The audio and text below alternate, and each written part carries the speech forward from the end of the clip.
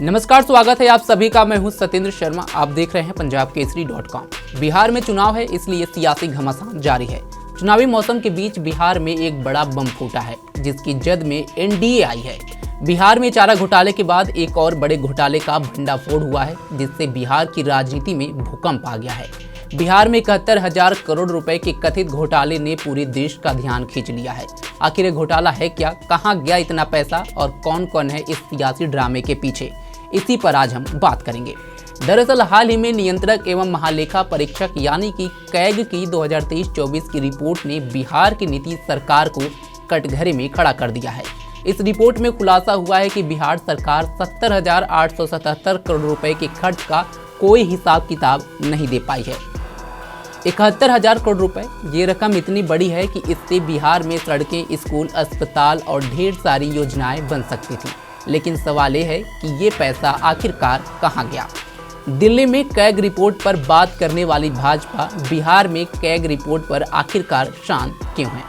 CAG की report के मुताबिक 31 मार्च 2024 तक 49,649 उपयोगिता प्रमाण पत्र यानी कि यूटिलाइजेशन सर्टिफिकेट लंबित हैं। ये प्रमाण पत्र बताते हैं कि सरकार ने पैसा कहां और कैसे खर्च किया। लेकिन इन प्रमाण पत्रों के न होने से ये शक गहरा रहा है कि कहीं इस रकम का दुरुपयोग तो नहीं हुआ।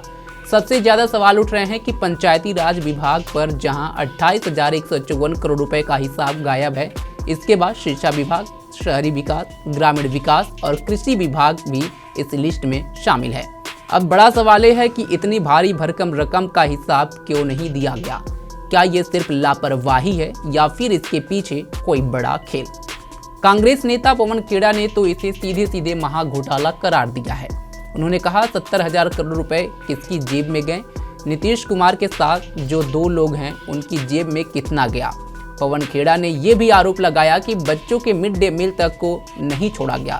सोचिए, बच्चों का खाना चुराने की बात। 70,000 करोड़ का अलग अलग विभागों का घोटाला, क्योंकि यूटिलाइजेशन सर्टिफिकेट नहीं दिया गया विभागों द्वारा। सीएजी ने स्पष्ट तौर पे अपनी रिपोर्ट में लिखा है कि ये दिखाता है कि मिसअप्रोप्रिएशन हुआ हो सकता है, एम्बेजलमेंट हो सकती है, डाइवर्जन ऑफ फंड्स हो सकता है। ये तीनों शब्द सीएजी की रिपोर्ट में शामिल हैं और महत्वपूर्ण विभाग हैं। शिक्षा, पंचायती राज, ग्रामीण विकास, कृषि, ये तमाम वो विभाग हैं जिनसे लोगों की रोजमर्रा की जिंदगी पर असर पड़ता है। लेकिन कहीं कोई जवाबदेही नहीं, कहीं कोई जिम्मेदारी लेने वाला नहीं। विपक्ष के नेता तेजस्वी यादव भी इस मुद्दे पर जमकर सरकार को घेर रहे हैं। उन्होंने कहा डबल इंजन की सरकार का एक इंजन अपराध में और दूसरा भ्रष्टाचार में लगा है। तेजस्वी ने इसे बिहार का सबसे बड़ा घोटाला करार दिया और जनता के बीच इस मुद्दे को उठाने का ऐलान किया है। रक्षाबंधन के बाद महागठबंधन की जनयात्रा शुरू होगी, जिसमें वो इस घोटाले को जन जन तक पहुंचाएंगे। जिस प्रकार से बिहार सरकार ने लगभग 71,000 करोड़ रुपयों का हिसाब नहीं दिया है और जो सीएजी की रिपोर्ट में ये बातें आई हैं, हम सब लोगों के पास ये सीएजी का रिपोर्ट है और आप इसको अगर अंदर जाकर के देखें, आप सब लोगों ने देखा भी होगा, लगभग एक जगह 71,000 करोड़ का है और एक जगह तकरीबन 9,000 करोड़ का। तो आप समझ सकते हैं कि टोटल 80,000 करोड़ रुपया कोई मामूली रुपया नहीं है। 80,000 करोड़ का बिहार सरकार जो है हिसाब किताब नहीं दे पाई है। हिसाब किताब नहीं देने का मतलब आप समझिए कहीं ना कहीं बड़ा घोटाला हुआ है। दूसरी तरफ सरकार का कहना है कि यह कोई घोटाला नहीं बल्कि सामान्य प्रक्रिया है। वित्त विभाग के प्रधान सचिव आनंद किशोर ने प्रेस कॉन्फ्रेंस में कहा कि ये लंबित उपयोगिता प्रमाण पत्र अकाउंटिंग की सामान्य प्रक्रिया का हिस्सा है, जो हर राज्य में होता है। डिप्टी सीएम सम्राट चौधरी ने तो उल्टा तेजस्वी यादव पर ही निशाना साध दिया। उनका कहना है कि ये लंबित प्रमाण पत्र उस वक्त है जब तेजस्वी उप मुख्यमंत्री थे, यानी सियासत में गेंद अब इधर से उधर डाली जा रही है।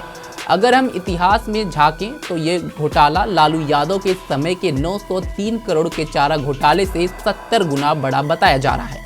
सोचिए, 903 करोड़ का घोटाला तो सुर्खियां बना था और ये 71,000 करोड़ का मामला है। क्या ये बिहार की जनता के साथ विश्वासघात नहीं है? ये सिर्फ पैसों का मामला नहीं है, ये बिहार की जनता की गाढ़ी कमाई का सवाल है। ये उन सपनों का सवाल है जो बेहतर सड़कों, स्कूलों और अस्पतालों के लिए देखे गए थे। कैग ने साफ कहा है कि बिना उपयोगिता प्रमाण पत्र के ये नहीं पता कि पैसा सही जगह खर्च हुआ या नहीं।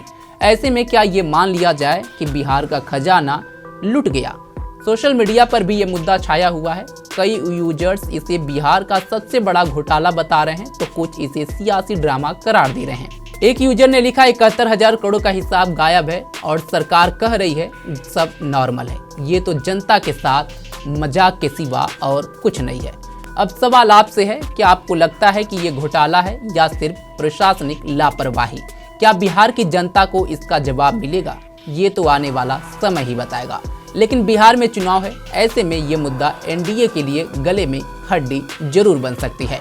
फिलहाल अभी के लिए बस इतना ही। देश दुनिया की तमाम खबरों के लिए जुड़े रहें हमारे साथ और देखते रहें पंजाबकेसरी.com। धन्यवाद।